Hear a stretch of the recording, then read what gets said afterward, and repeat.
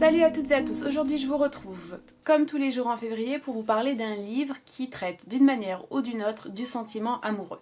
Et aujourd'hui on se retrouve pour un livre un petit peu particulier et un livre qui est sans doute l'un des moins connus de cette sélection que j'ai faite pour vous pour ce mois de février. Il s'agit d'un court, je crois qu'on peut dire roman, qui a été écrit par Sándor Márai et qui a été publié en 1939. Alors Sándor Márai est un auteur relativement peu connu, même s'il est pourtant l'un des auteurs hongrois les plus emblématiques et les plus connus dans son pays, aux côtés d'Imre Kertész qui lui est beaucoup plus connu en France.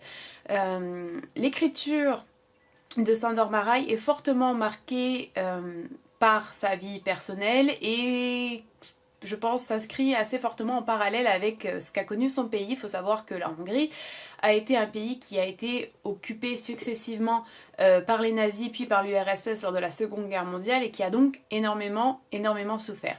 Et c'est aussi un pays qui a connu une forme de désillusion quant au pouvoir politique en place.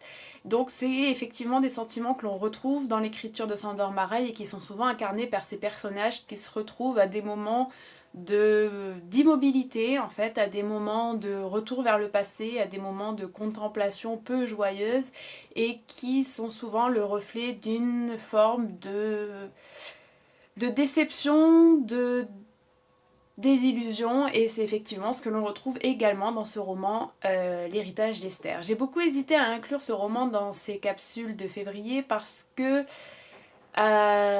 effectivement, il dénotait un petit peu au début du travail de sélection que je faisais avec les autres livres, qui étaient effectivement des livres d'amour plus traditionnels, où il y avait une histoire d'amour plus traditionnelle et qui se déroulait en tout cas, ou même si on avait à faire un flashback, on avait un déroulement d'amour. Et en fait, c'est pas du tout ce qu'on retrouve dans L'héritage d'Esther, qui est un livre qui est plutôt marqué par l'absence. Mais histoire d'amour ou amour en général, en fait, ne signifie pas forcément histoire heureuse, dénouement heureux ou même accomplissement. C'est très souvent plutôt le contraire d'ailleurs, et c'est pour ça que je pense qu'il est très intéressant de se pencher non seulement sur Sándor Márai en général, qui est un auteur que je vous recommande vraiment, mais sur ce roman, L'héritage d'Esther. L'héritage d'Esther, c'est l'histoire d'amour non vécue. Est-ce vraiment une histoire d'amour? Est-ce une histoire de manipulation? On ne le sait pas trop, ou en tout cas ça se dévoile peu à peu au fur et à mesure du roman, et même une fois le roman refermé, on n'est pas réellement sûr de ce qu'on vient de lire. Et au fil de ce roman, on assiste en réalité alors qu'il y a une réunion de famille, et les réunions de famille ou d'amis sont vraiment un élément qui revient assez souvent dans l'écriture de Márai.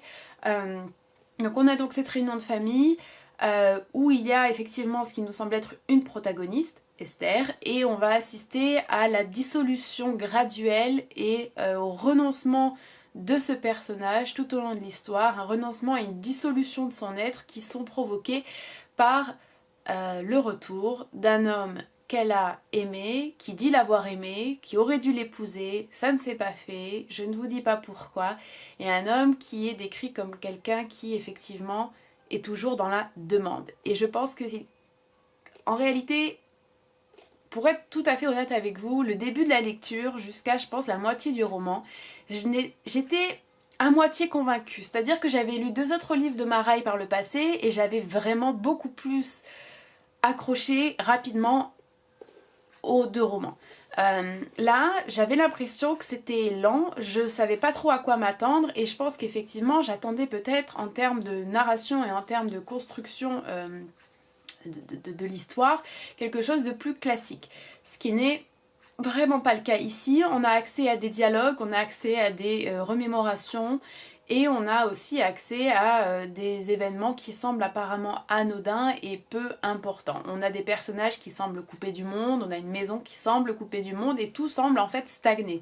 Ce qui se retrouve un petit peu dans le sentiment qu'on a en lisant et au fur et à mesure en fait on se rend compte que c'est bien plus que ça. Et il me semble que ce qui est magnifiquement décrit ici, c'est le fait qu'on peut, en tout cas ça interroge la question du choix et la question de la décision personnelle. C'est-à-dire qu'à partir du moment où l'on décide de s'engager dans quelque chose qui nous sera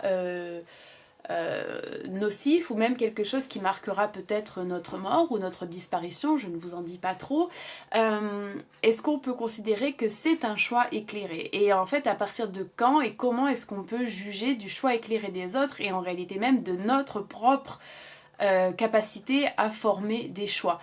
Et je pense que cette question n'est pas la seule qui est soulevée dans ce roman. C'est vraiment un roman qui, sous peut-être un aspect un peu terne, mais qui est effectivement de toute manière, je pense, une constante de l'écriture de Maraï qui est voulue par l'auteur.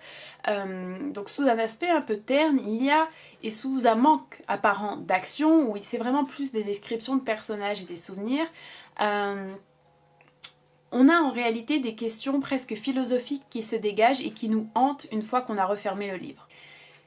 Un des sentiments qui est le plus présent dans l'écriture de Maraï, il me semble que ce sont les regrets, ou en tout cas... Alors, je sais pas si c'est les regrets, ou si on peut parler d'une certaine forme de nostalgie, l'un ou l'autre. Je pense que c'est aussi propre à l'appréciation de tout à chacun lorsqu'on lit ces œuvres-là. Mais c'est vrai que je trouve qu'il est difficile d'être dans le regret sans être dans le pathos. Et Maraï réussit cela sublimement, c'est-à-dire qu'il a une écriture qui est très digne, qui est parfois extrêmement sèche et presque résignée, comme le sont ses personnages. Et c'est ce qu'on observe dans ce roman en voyant l'abnégation du personnage féminin, Esther, face à un homme qu'elle a aimé, qui dit l'avoir aimé, et sur quoi, comme je vous l'ai déjà dit au début de cette critique, on a des doutes, et en même temps on ne sait pas. Et on se demande aussi tout simplement s'il ne l'a pas aimé à sa manière, et si ce n'était pas le plus ou le maximum qu'il pouvait faire.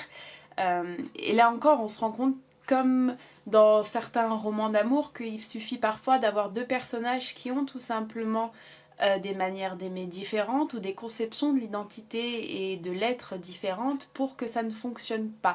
On voit clairement qu'il y en a un qui fait passer son être ou son moi, son jeu avant tout, et l'autre qui est un autre personnage, en tout cas donc Esther, qui est dans une forme de sacrifice qui est à l'opposé et qui est une forme d'absolu, qui est à l'opposé total de l'autre forme d'absolu incarnée par le personnage masculin.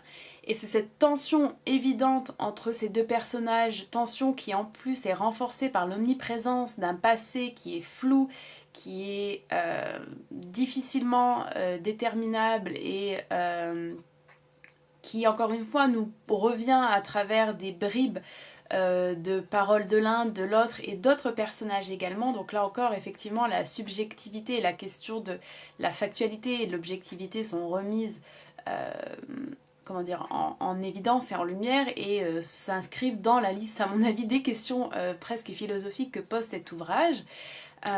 Et c'est précisément cette omniprésence du passé et cette tension entre les personnages et cette évaporation en fait face au futur, en tout cas pour le personnage d'Esther, qui font de ce livre un ouvrage vraiment fort et touchant et qui peut sembler simple à la première lecture, comme je l'ai dit, mais qui se prête très très aisément à une analyse littéraire poussée et qui peut être également un bon ouvrage à mettre en parallèle avec pas mal de romans français qui se passaient qui ont été écrits tout du moins à l'entre-deux-guerres ou après la Deuxième Guerre mondiale, où effectivement il y avait aussi ce sentiment d'impuissance et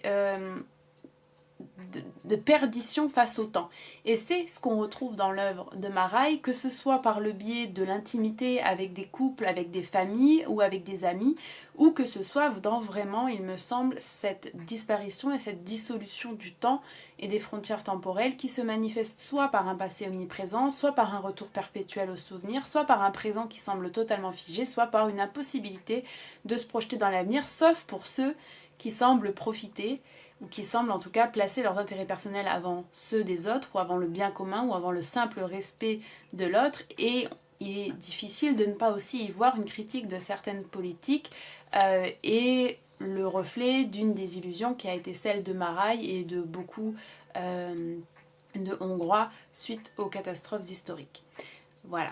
C'est vraiment un ouvrage qui est particulier, c'est un ouvrage qui, à mon sens, est beaucoup plus riche qu'il n'en a l'air et j'aimerais vraiment vous inciter à la lecture de Maraï. C'est peut-être pas celui que je recommanderais pour être honnête pour commencer, je pense que je recommanderais Les Braises, qui est un classique un peu plus connu de cet écrivain hongrois, mais je vous encourage très fortement à découvrir son écriture. Elle est très intéressante et elle est extrêmement riche sous des aspects de minimalisme presque et de sobriété, ce qui est une forme quand même assez intéressante d'écriture.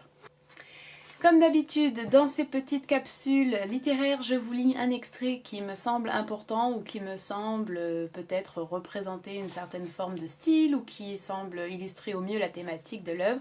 C'était très dur d'en choisir un pour celui-ci parce que je voulais absolument pas vous spoiler. Donc je vous lis un petit extrait qui peut-être vous donnera un avant-goût et j'espère vous donnera envie de vous plonger dans cette œuvre. Ta mère est morte là-haut dans la chambre du premier, derrière ses volets fermés. Non, répondis-je ébahi. Maman est morte en bas, dans le salon où on loge maintenant Nounou. Tiens donc, remarqua-t-il, je l'avais oublié. Il jeta sa cigarette, se leva, se dirigea vers le mur d'un pas de promeneur, tâta les briques et hocha la tête. Un peu humide, constata-t-il d'un air distrait et désapprobateur. Nous l'avons fait ravaler l'année dernière, répliquai-je, toujours aussi surprise, dans une sorte d'état second. Il me rejoignit et planta son regard dans le mien. Il y eut un long silence. Les paupières mi-closes, nous nous observions mutuellement, attentifs et curieux. Laros, ou Lajos, je ne suis pas sûre de la prononciation, désolée, paraissait grave, presque recueilli. « J'aimerais te poser une question, Esther, fit-il enfin, à voix basse et avec sérieux. Une seule. Je fermai les yeux. Envahi par une bouffée de chaleur, je fus prise de vertige. Cela dura quelques instants. Pour me protéger, j'étendis le bras. Maintenant, il va me demander quelque chose, pensai-je. Mais quoi? Il va peut-être m'interroger sur ce qui s'est passé entre nous. Peut-être ai-je été lâche, il faut absolument lui répondre. Je respirai profondément et le regardai prêt à l'affronter. Dis-moi, Esther, fit-il d'une voix calme et complice, cette maison, est-elle encore libre de toute hypothèque? La bague, rétorqua-t-il irrité. Laisse donc cette bague tranquille. Ai-je dit à Eva que tu l'as gardée? Ce n'est pas impossible. Pourquoi le lui ai-je dit? Parce qu'à un moment donné, il fallait le dire, parce que c'était la chose la plus simple et la plus raisonnable. Toi, tu me parles de la bague, lassie de certaines traites. Que voulez-vous à la fin? Tout cela, c'est du passé, ça n'existe plus. La vie a tout effacé, on ne peut pas vivre éternellement sous le coup d'une inculpation. Qui donc serait assez innocent, assez puissant dans son fort intérieur, comme tu dirais, pour avoir le droit de lancer un mandat d'arrêt à vie?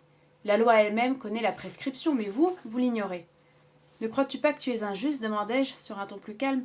Peut-être, admit-il, baissant la voix à son tour. Des limites intérieures. Mais la vie, elle, est sans limite. Il est temps que tu le comprennes. Peut-être ai-je dit quelque chose à Eva, peut-être ai-je eu tort, hier ou il y a 10 ans, qu'il s'agit d'argent, de bagues ou de paroles. Je n'ai jamais prémédité mes actes. Après tout, on n'est responsable que de ce que l'on planifie. On n'est responsable que de ses intentions. L'acte, lui, est toujours arbitraire, toujours intempestif. On est là et on se regarde agir. Mais c'est l'intention, Esther. L'intention qui est coupable. Or, mes intentions ont toujours été pures, Esther, conclut-il avec satisfaction. Oui, acquiesçai-je hésitante. Il se peut que tes intentions aient été pures.